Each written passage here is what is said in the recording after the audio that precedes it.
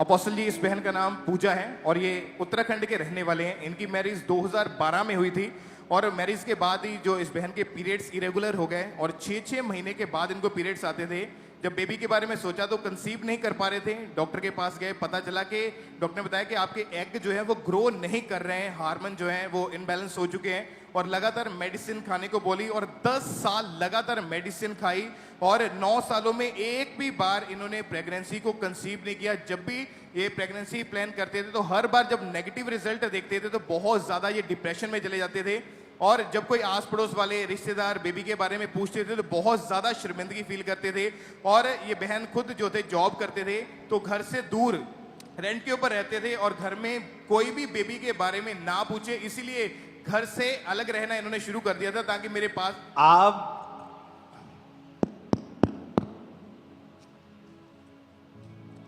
आपने घर छोड़ दिया कि लोग मेरे को पूछे नहीं कि बेबी हुआ कि नहीं हुआ।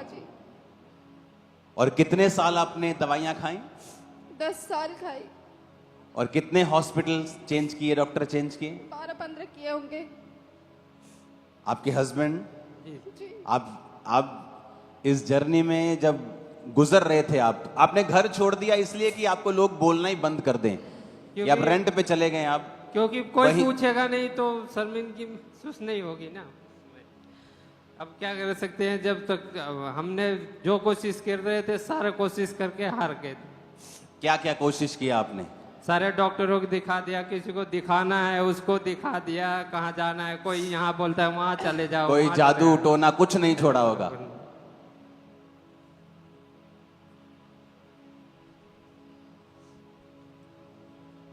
ये बहुत ध्यान से सुनने वाली गवाही। ओके, जब आपने तंग होकर घर को छोड़ दिया उसके बाद टेस्टिमनी को सुनेंगे। अपोस्टल जी, ये बच्चों के खिलौने कपड़े जब देखते थे तो ये सोचते थे कि पता नहीं मेरे बेबी होगा भी या नहीं। और 12 से 14 डॉक्टर, इनको याद है, इन्होंने चेंज करके स्पेशलिस्ट जो देख लिए थे, बेबी एक भी बार कंसीव नहीं हो पाया था।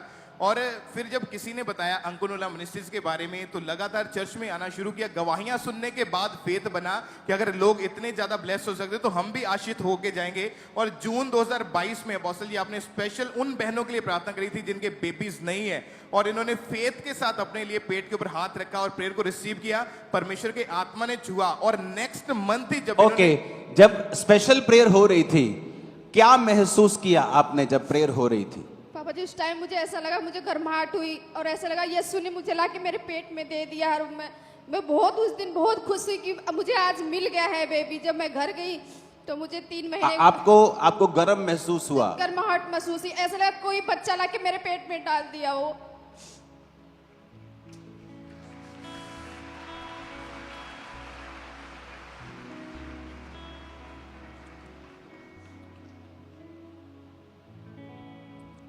आने वाले हफ्तों में अगले संडे, उसका अगले संडे और 6 तारीख का क्रूसेड जो मीटिंग है,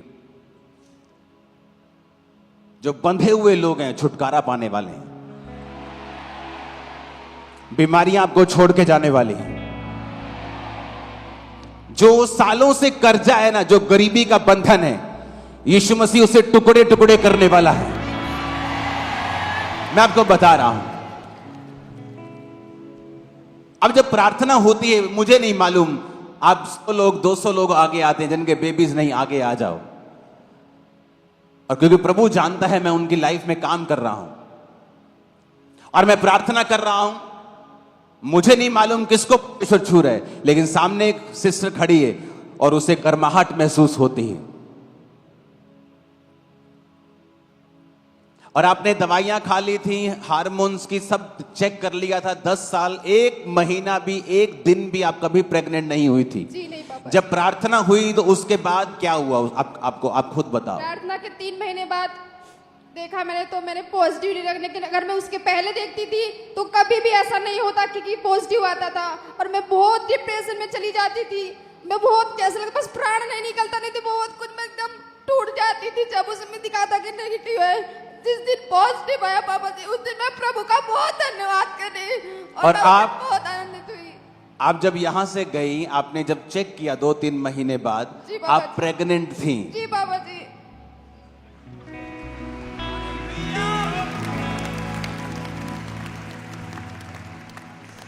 आपको यकीन हुआ फिर कि मैं प्रेग्नेंट हो गई हूं? अब वो कैसे?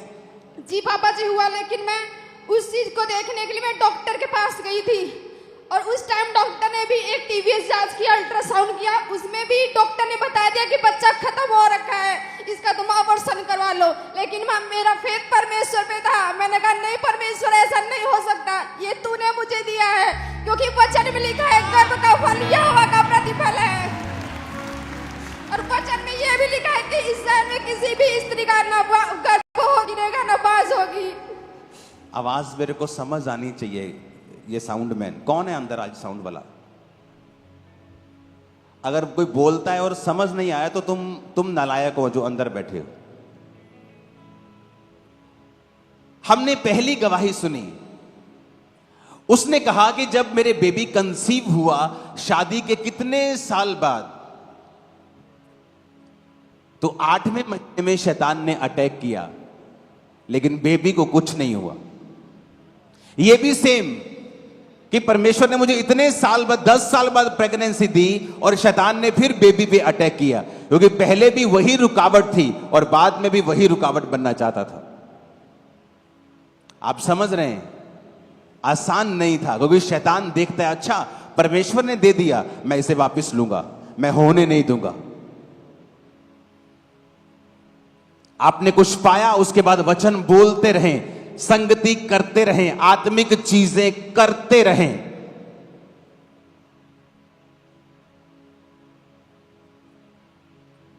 बेबी को दिखाओ जरा। अब कितने साल का हो गया? अभी 2 साल के पापा जी। 2 साल का हो गया। सभी गवाहियां दिखाओ अभी इकट्ठी, जो तीनों गवाहियां। लोगो चक लो सबूत के सदा यीशु जिंदा है। लोगो चक लो सबूत के सदा यीशु जिंदा है। मेरा यीशु आन बचाऊंगा, के आराम भी देता है। लोगो चक लो सबूत के सदा यीशु जिंदा है। लोगो चक लो सबूत आ जाओ, सदा यीशु जिंदा है। लोगो आराम से। चक लो सबूत के सदा आओ जरा। तुम अपनी गवाही दिखाने के लिए जल्दी आने वाले हो, और ये भविष्यवाणी है, तुम ये गवाही देख नहीं रहे हो, रिसीव कर रहे हो अपनी गवाही को। मैंने कहा तुम रिसीव कर रहे हो अपनी गवाही को। आमीन। जितना ऊंचा और लंबा ये ब्लेसिंग उतनी बड़ी। यीशु नाम